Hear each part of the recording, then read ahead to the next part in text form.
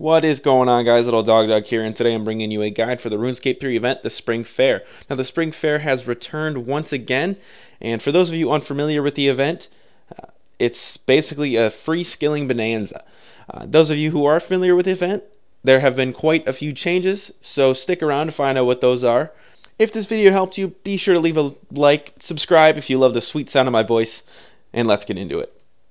So just some basic background knowledge. Those of you unfamiliar with the Spring Fayre, to get there you're going to want to go to the Lumbridge Crater, and within the Spring Fayre you're going to find a multitude of events giving different experience rates. Now you can do this event an unlimited amount of times every day. There's going to be different activities you can do every day, as well as rewards to be found while skilling, as well as purchasable cosmetic rewards. Now those same rewards can be always found while skilling, as well as some other items found while skilling, including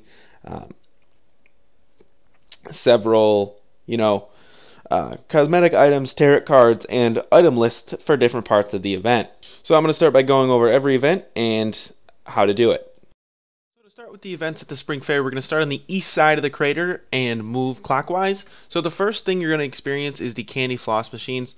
These are going to be your cooking experience, and to use them all you have to do is click Twirl Floss. Now nothing's changed from last year's event.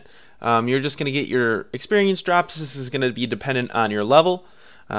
So your experience rates are going to vary from level 1 to 99, but all in all, just like every other Spring Fayre event, the experience rates are pretty good. Now, if you were trying to grind out a certain experience level, I wouldn't go with cooking because it's one of the easier things to level. I would go with the agility course, but we'll get to that in a minute. And just to put it out there, this machine is non-AFKable. Every time you get the experience drop, you're going to have to click, which is a little annoying, but, it's 200 XP every drop, so it's not too bad. Next in line, we have the Fortune Teller. Now, she has the option to ask for a cookie here. So, you can just take a cookie. You have the other option to get a fortune. If you don't have a tarot card, as you can see in my chat box down here, you're not going to be able to get a fortune from her. You can get the tarot card as a drop while doing activities in the Spring Fayre. So just by doing what you're probably going to do every day, you're going to get an option, or you're going to get chances at getting a tarot card. Now it's not guaranteed you're going to get it, but the Spring Fayre goes on until April 23rd, so there's a pretty good chance you'll get at least one. Next up, we have the dancing platform. If you're familiar with the Heffen agility course or the agility spires, it's pretty much the same thing. It's just a little mini game. You have the poses you have to match here for prayer experience. So when they say something different, you just switch to that new pose and you're going to get that better experience. If you don't switch, you'll still get experience drops. They just will be nowhere near worth it, I guess you could say. Like I'm level 70 something prayer. I don't know. I don't really pay attention. And my experience dropped by, I think I'm getting 1/3 the amount of experience right now for not being on the correct pose. But as soon as you switch back to the right pose, you're going to get those increased experience drops. Next up is the Easter Egg Shy. This is going to be your ranged experience. So you have 3 options here. This is going to be up to you really to determine which is the best experience rate for you. I've heard it's cabbage, I've heard it's bald, I've heard it's chinchompa in the past. So I'm not sure which experience rates are going to be best for you. I usually just go with cabbage because it's the average. I believe it's the average. No, I usually go with the ball because it's the average hit chance. I apologize for that. I just assume because it's in the middle, it's the average. But your character will just do this for a little bit, and then you have to go up there, walk up again, and play it again. Similar to the ball throw is the Hukka Duck game. You're going to have an average catch chance, a lower catch chance, higher XP, and a higher catch chance, lower XP option based on what type of rod to use. So I'm just going to go with the average one. And this is going to be your 100 XP for the event. Now, like I said, your experience rates are going to be specific to you, most likely, whatever the RNG gods determine for you. If you find out after a long time that this is definitely the best, you shouldn't be doing anything else, you want to leave a comment down below, it'd be greatly appreciated. But with the event just dropped in this morning, 45 minutes ago, and it being different every single year, I can't tell you based on even past experiences what the best is going to be. Next up, we have the portals here. These are extremely convenient if you're trying to get to a minigame and you don't want to run around or teleport to lodestones, or however you do it, especially for things like shooting stars where there's never a teleport directly to them, or even the big Chinchompa, how it moves around all the time. Now don't fear that you're going to get teleported into the wilderness or something on accident, because it will warn you.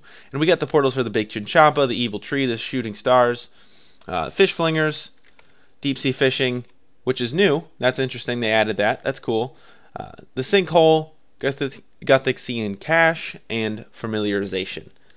And these portals open up whenever the event is going on. If you haven't used them before, I highly recommend it because they are so helpful. Now, probably my favorite event here, just because of the great experience rates and almost the AFK-ableness of it, is the agility course. So you're going to climb up the obstacle logs here. Your character will cross it. You're going to have to slide down the slide here into the ball pit. It's a little annoying how your camera doesn't move at all until your character does the next obstacle, but you know, whatever. It's agility experience, and it's pretty good agility experience, especially during a happy hour. And we'll get into happy hours here in a minute. Right after the agility course, you're going to have the pickaxe winging. This is really just throwing a pickaxe at these rocks. So this is going to be your mining experience for the event. And if you need mining experience, you got it. So you can get into it like this. Not much to say about the pickaxe winging. It's nothing but throwing a pickaxe. So if you were trying to go for that tarot card, or if you're trying to go for the item tokens that you can get during the event just by playing these events, this is a good one because it's semi-AFK. But you could also go with the dancing because it's completely AFK, but you won't get as good experience rates. We're following that up with the Claudius Stall. You get one free go at the Claudius Stall a day. All you have to do is click on it.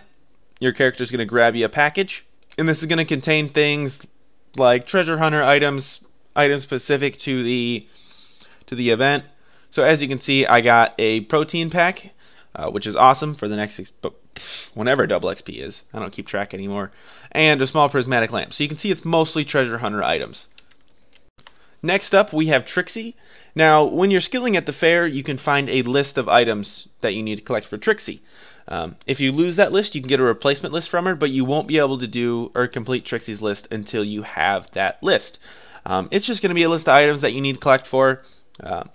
Just typically items you can even buy off the Great Exchange if you needed to. And when you turn that into her completed, you're going to get a medium prismatic lamp for the thieving skill. Next, we have the test of strength machine. You're just going to hit this thing. It's going to shoot up, and you're going to get some strength experience. Every time you have to click, and I think you get experience based on whether or not you hit the bell. Yeah. So your character has to hit the bell to get the strength drop, and it's not AFKable at all. So you need the strength experience, I guess, but otherwise, I wouldn't waste my time. Bucking Brew here, good old Bucking Brew, what used to be the best experience rates at the Spring Fair. You need to change your direction. Just click on the little interface here when the arrow shows whatever direction you need to click. I believe you can also use the arrow keys, but I'm not sure. Doesn't appear to do anything. But anyways, this is going to be your defense experience. It seems to be pretty alright experience rates and rather AFKable. I'm going to try not pushing anything. See how long it can stay on. Yeah, it seems this is at least moderately AFKable. I've gotten a few experience drops without clicking anything, so that's good to know. Yeah, see, now I'm starting to fall off. That wasn't too bad. So, take that as you will. Just a small sample size. Can't believe I almost forgot. You're going to want to talk to the mighty Zoltan, and he can give you a fortune as well. This is going to be part of the title. You need to collect all 17 fortunes. Just right click on them to avoid the dialogue. It's going to wobble a bit, go through its whole spiel, taking a total of probably 6 dialogue boxes. Trying to be funny, I guess. It's more annoying, but whatever. I'm still tired. And eventually he'll spit out a fortune, which is going to give you divination experience. Now I believe you'll get a different fortune every day as long as you come back. So just come back, right click on them, and get a fortune every day if you're in need of that title. Now, these misfortunes actually mean something, but I have no idea. So, you'd think that me being like a guide maker, I would know what I was talking about, but that's wrong. So, you might want to look up maybe in a couple days on the wiki what these misfortunes mean, what you're supposed to do with them, but I have no clue. Sorry about that. And last but not least, other than, the big slide in the middle, we have Menowin. You can check your title progress. He'll give you hints towards what the title is. Most likely it has to do with finding the eggs hidden around the Spring Fair. As far as I know, it's the same title as in the past with the past events where you have to find the eggs and complete all of Zoltan's misfortunes and several other things that, I just don't know off the top of my head because I was never concerned with getting the title myself. However, I'm sure you can find that information somewhere else, but because I've already found the eggs, I can't show you. For the last event, we have the Helter Skelter. Now, I believe this is going to give you Constitution XP. So you're going to want to go from the top, because who wants to go from the bottom? That's no fun. Character's just going to slide down. It looks like you'd get some pretty bad splinters. Let's be real. Like, that would hurt. It doesn't look soft at all. And once you're at the bottom, you're going to get that Constitution XP drop. It's fun, but once again, it's not what I would do.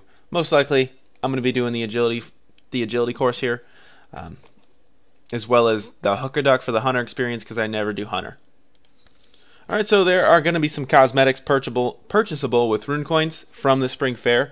Now, I believe that all these items are going to be available as rare drops just while you're skilling at the event. So if you don't want to buy them, you don't like the microtransactions, you don't have to do it.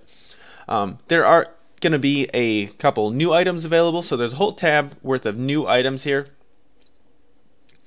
There's going to be some animations available that you can buy, so basically emotes or resting animations, that kind of thing. Previous items available at previous events, so I know the Yak Balloon and the Hypnotic Parasol were pretty popular, as well as the Fortune Cape actually during past events. And previous outfits are available as well, and this is at the item shop on the eastern side. Now, there are 3 other shops scattered around the Spring Fair, so you can see that right here there's Presleek and there's Nixie. However, everything that they sell is going to be in this item shop here, so you don't have to run around. This is just the item shop you have to go to. If for some reason you prefer to buy stuff from, Presleek, where you can get the Yak plushie and the Yak balloon, you can do that, but everything's going to be here. They coalesced it to make it a little easier. So for those of you interested, there have been some changes to Happy Hour. The worlds are the same. The world 81 is going to be your free-to-play world, and all other worlds are going to be your members' worlds. Now, each world, it would appear, is going to have several happy hours every day rather than a different hour on different worlds every day. So from 1 to 2, 9 to 10, 2 to 3, and 9 to 10 p.m. this time, there's going to be happy hours in each world. Now, because there's unlimited skilling no matter what, there's not going to be a difference in the amount you can do activities during this time. The difference is going to be in experience rates. So you're getting a higher amount of experience during happy hour on these worlds. Something to keep in mind if you're going to be skilling either way. If you play during one of these times, keep note, all times are server time. So this is GMT, Europe time, whatever. You're going to get those better rates of experience from the happy hour. I know in the past Iron Man have been able to benefit from happy hour events, but it was only to do the events more rather than the increased experience rate, so I don't know how this is going to affect Iron Men. But, this event is pretty good for Iron Men either way. Now, this is the end of the video here, but I wanted to ask you guys a question. How do you feel about the Easter event being replaced with these seasonal events and these festival events? I'm not going to give my opinion, but I just want to know how you feel about it, so leave a comment down below. So that's going to be it. Thank you for watching. Be sure to join the Friends chat and subscribe to check out my other videos. I really appreciate you watching. If I missed anything or you have any tips and tricks, make sure to leave a comment down below. Let other people know. I might pin your comment if it's super helpful, and I really appreciate you. Adios.